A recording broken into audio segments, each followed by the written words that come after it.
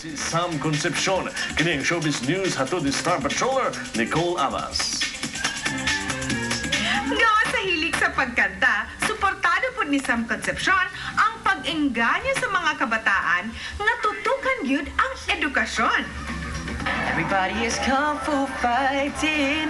Presko paghihapon kaayo kang Sam Concepcion ang iyang first international project, ang pagkanta sa theme song sa animation sa DreamWorks, ang Kung Fu Panda.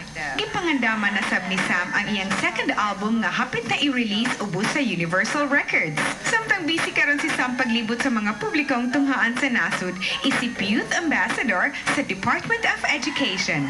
Alang kang Sam, dako kining oportunidad kaniya nga mahimong role model sa kabataang Pinoy. To just be able to actually be hands-on at makita talaga kung ano yung kalagayan ng mga youth ngayon, mga kabataan who are in school. O di ba? Daghan gyud ang mahimo sa kabatan-unan. Kamo din ha, padayon sa pagdiskobre sa tagsa-tagsa ninyong talento sama ni Sam.